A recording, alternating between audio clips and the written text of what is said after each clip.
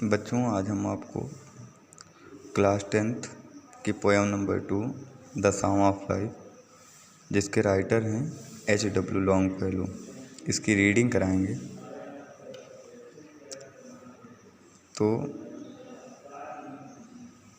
आइए देखते हैं। इसमें जीवन की सच्चाई के बारे में, जीवन के उद्देश्य के बारे में बताया गया है। H.W. लॉन्गफेलो कहते हैं कि जो हमारा जीवन है वो केवल दुख सुख ये सब नहीं है, इसका एक एम है और हमें उसे प्राप्त करना चाहिए। तो लाइफ इज रियल, जो जीवन है वो वास्तव है।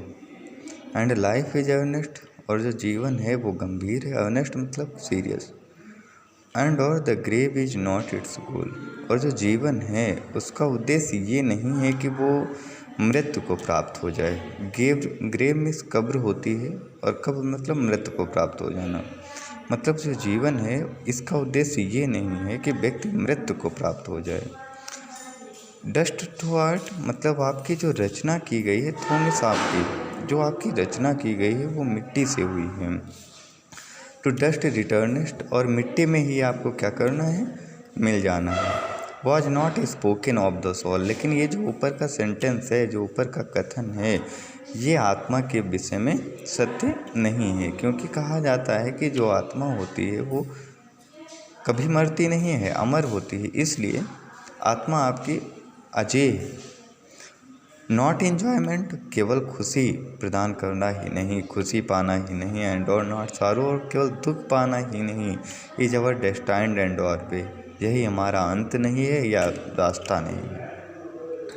बट लेकिन टू एक्ट, हमें इस तरह से कार्य करना चाहिए डेट इज टुमारो, जिससे कि प्रति आने वाला जो हमारा कल हो, find us further than today, उसे हम आज की अपेक्षा सदैव बेहतर पाएँ।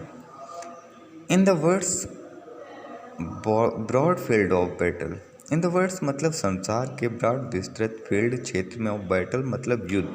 ये जो संसार है ये एक मानव जात के लिए, मतलब ह्यूमन बीइंग के लिए, जितने भी आपके यहाँ पे क्रिएचर्स हैं उन सभी के लिए ये क्या है, बैटल फील्ड है।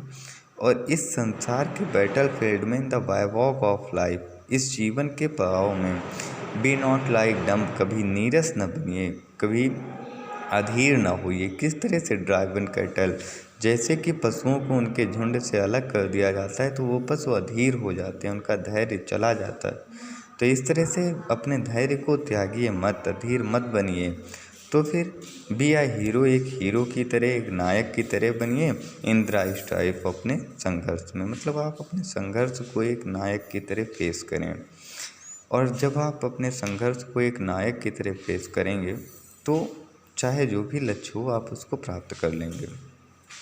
लेट अस देन, ये मानते हुए, बी अप एंड डूइंग मतलब जागिए और कार्य करिए। विथ हार्ट, किससे, हृदय से, फॉर एनी पेड, किसी भी उद्देश्य के लिए।